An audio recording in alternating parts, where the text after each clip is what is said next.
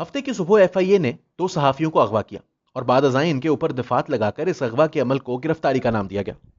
ये दोनों गिरफ्तारियां लाहौर में पेश आईं। सहाफी सैयद इमरान शफकत यूट्यूब पर टेलिंग्स विद इमरान शफकत के नाम से एक यूट्यूब चैनल चलाते हैं, जिनमें वो खबरें भी यकीनन देते हैं और अपना तबसरा भी करते हैं। इमरान शफकत माजी में मुख्तलिफ टीवी चैनल्स और अखबारात से भी वाबस्ता रहे हैं। अपने तबसरों में वो हुकूमत पर कड़ी तनकीद भी करते हैं और इसकी गलतियों और खामियों की निशानदेही करते हैं। दूसरे सहाफी माजी में जंग ग्रुप से वाबस्ता रहने वाले आमिर मीर हैं, जो कि मारूफ सहाफी हामिद मीर के भाई भी हैं। आमिर मीर गुज़िश्ता कई बरस से रिपोर्टिंग के शोबे से वाबस्ता हैं और कुछ सालों से अपना यूट्यूब चैनल गूगली टीवी के नाम से चला रहे हैं, जिसके वॉइस ओवर्स में हालात हाजरा पर तबसरा किया जाता है और सियासतदानों और अहम शख्सियात की कुछ प्रेस कॉन्फ्रेंसेस भी वो अपने चैनल पर शाया करते हैं। इमरान शफकत और आमिर मीर को वफाकी तहकीकाती इदारे यानी एफआईए ने बिलतरतीब एफआईआर नंबरान 127/2021 और 128/2021 जेर दिफा 11, 13, 20, 24 पीका 2016 और 505, 500, 509 और 469 ताजीरात पाकिस्तान में गिरफ्तार किया है। इन दोनों पर इल्जाम यह आयद किया गया है कि इन्होंने आला अदालती जजेस, पाक फौज और खवातीन से मुतालिक तज़हीक आमेज रवैया रखा। एफआईए की जानिब से जारी की गई एक प्रेस रिलीज में कहा गया है कि यूट्यूब पर चलने वाले 2 चैनल गूगली और टेलिंग्स के नाम से ऐसे पैगामात नशर किए गए जिनसे कौमी सलामती के इदारों और आला अदलिया की बुनियाद को कमजोर करके अवाम के इन इदारों पर एतमाद को कमजोर करने की कोशिश की गई है और मजीद बरां खवातीन के साथ भी तज़हीक आमेज रवैया रखा गया। वैसे तो ये वही घिसे पिटे इल्जामात हैं जो दहाइयों से इस मुल्क में सहाफियों को हरासा करने के लिए इस्तेमाल किए जा रहे हैं। लेकिन सवाल यह है कि अगर ये तमाम दफात मौजूद थीं और इनकी तफ्तीश की खातिर सहाफियों को गिरफ्तार ही करना था, तो इसके लिए रैम्बो के से अंदाज में घर के बाहर हवाई फायरिंग करने या किसी दहशतगर्द को पकड़ने के अंदाज में रास्ते में गाड़ी रोककर अगवा की तरह ले जाने की क्या जरूरत थी। लगता यही है कि बस अपने कागज पूरे करने के लिए बाद में दफात वगैरह डाल दी गई हैं। असल मकसद सहाफियों को हरासा करने का ही था, जो कि कामयाबी से पूरा कर लिया गया है। फिर इसमें खवातीन से मुतालिक तज़हीक आमेज रवैया इख्तियार करने का नुक्ता एक मखसूस सिमत में ही इशारा कर रहा है।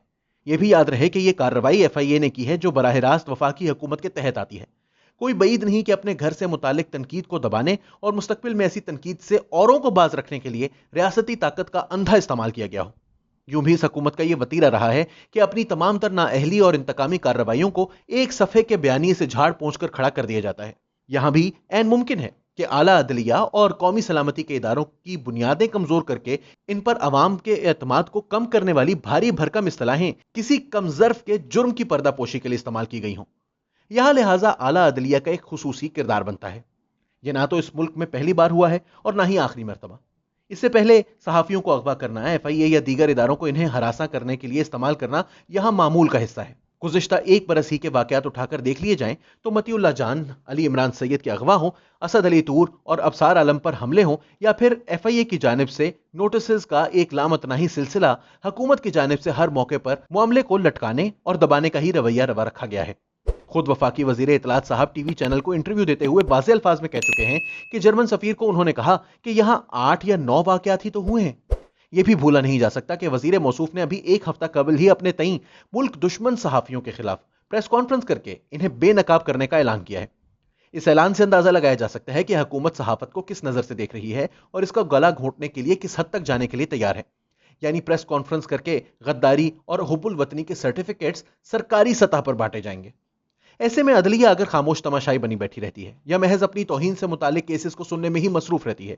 एक सियासी रहनुमा नफीसा शाह को अदलिया के खिलाफ कोई वीडियो मौसूल होने पर एफआईए के नोटिस का सामना करना पड़ता है, लेकिन सहाफियों के अगवा की सीसीटीवी फुटेज पर भी कार्रवाई को जानबूझकर सुस्त रवि का शिकार रखा जाता है। इन केसेस में नादरा चेहरे को पहचानने की सहूलत फराहम करने से इनकार कर देता है, फोरेंसिक के नाम पर महीनों सबूतों को दबाए रखा जाता है और अदालत कुछ नहीं करती, इन मामलात से सरफे नजर बरतती है, तो फिर किसी को बुनियादें कमजोर करने और अवाम के एतमाद को कमजोर करने की कोशिश की जरूरत नहीं है।